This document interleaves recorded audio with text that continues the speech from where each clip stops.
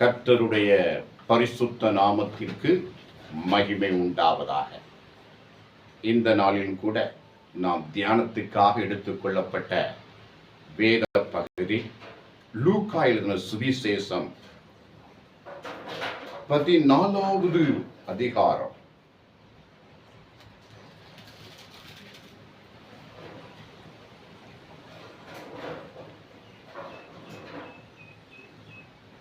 பதினாறாவது வசனத்திலிருந்து, அதற்கு அவர், ஒரு மனுஷன் பெரிய விருந்தை ஆயத்தம் பண்ணி அநேகரை அழைப்பித்தான்.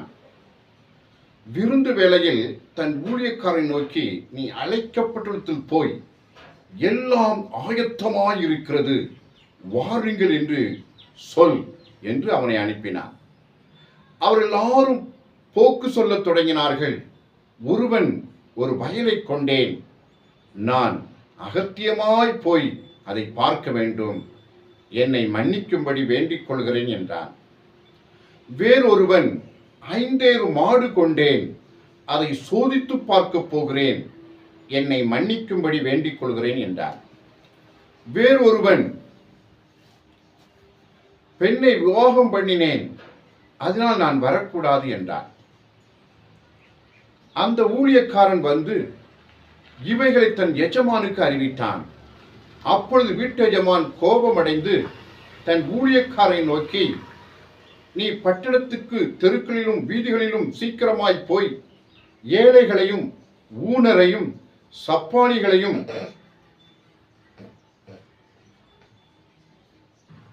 குருடனாயும் இங்கே கூட்டிக் கொண்டு வா என்றார். ஊழியக்காரன் அப்படியே செய்து, ஆண்டவரே, நீர் கட்டளையிட்டபடி செய்தேன், இன்னும் இடம் இருக்கிறது என்றான். அப்பொழுது எஜமான் ஊழியக்காரன் நோக்கி, நீ பெரு வழிகளிலும் வேலி அருகிலும் போய் என் வீடு நிறையும்படியாய் ஜனங்களை உள்ளே வரும்படி வருந்தி கூட்டிக் கொண்டு வா. அழைக்கப்பட்டிருந்த அந்த மனுஷர் ஒருவனாகிலும் என் விருந்தை ருசி பார்ப்பதில்லை என்று உங்களுக்கு சொல்லுகிறேன் என்று சொன்னான். லேலுயா. வாசித்த வேத பகுதியில ஒரு எஜமான், பெரிய பண்ணையாளர் தான், பணக்காரனா இருக்கணும். லேலுயா.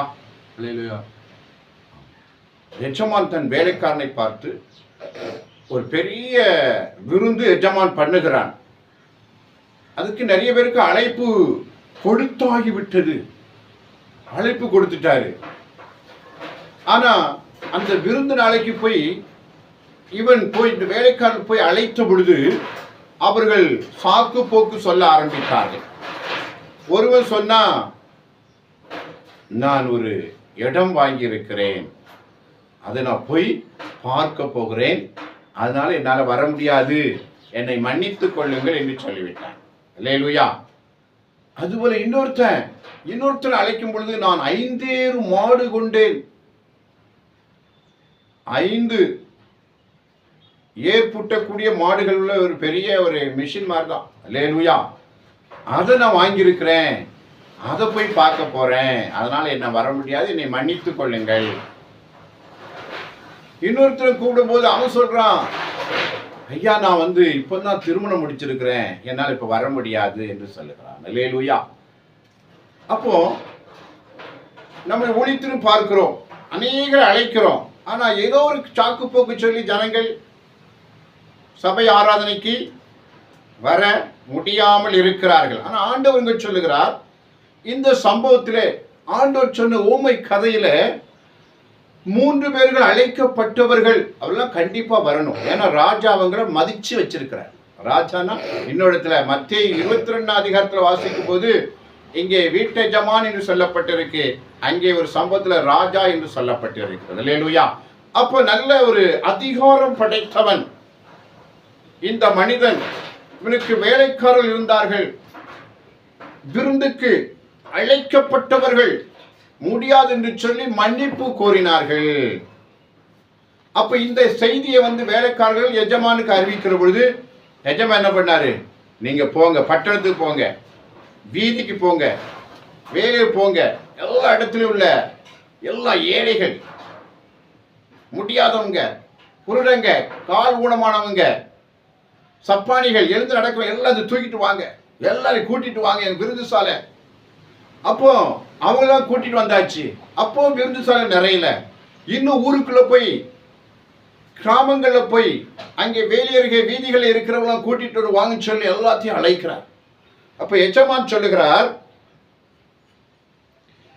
அப்படி எஜமான் ஊழியக்காரன் நோக்கி, நீ பெருவழிகளிலும் வேலி அருகிலும் போய் என் வீடு நிறையும்படியாய் ஜனங்களை உள்ளே வரும்படி வருத்தி கூட்டு கொண்டு வா. எல்லாத்தையும் கூட்டிட்டு வாங்க. வேலி அருக கூட நிக்கிற ஜனங்கள் ஏதோ ஒரு காரியத்துக்காக வேலி அருகே நிக்கிறாங்க, பெரு வீதிகள்ல நிக்கிறாங்க. அவங்களையும் கூட்டிட்டு வாங்க, விருந்துசாலை நிறையணும் அப்படின்னு சொல்லிட்டேன். அழைக்கப்படுந்த அந்த மனுஷர் ஒருவனாயிலும் என் விருந்தை ருசி பார்ப்பது என்று உங்களுக்கு சொல்லுகிறேன் என்றான். அல்லேலூயா. அழைக்கப்பட்டவர்கள் அந்த விருந்துக்கு அவர்கள் ருசி பார்ப்பதில்லை. அப்புறம் நம்ம அநேக சிலத்துல கல்யாண கார்டு கொடுக்குறாங்க. இந்த நாட்கள்ல நம்ம ஊர்ல வழக்கம், கல்யாண கார்டு கொடுத்து வராம இருந்தா அது ஒரு பெரிய குற்றம். ஆனா கல்யாண கார்டு கொடுத்தவங்க போகாம இருக்கக்கூடாதுன்னு சொல்லி வந்துருவாங்க. ஆனா ஆண்டவர் சொல்லி இந்த சம்பவத்துல இந்த எஜமான் தான் அந்த விருந்தாளிகளை மதித்து வைத்திருக்கிறானே ஒழிய அந்த விருந்துக்கு அழைக்கப்பட்டவர் எஜமான மதிக்கல, ஒரு முக்கியமா கருதல.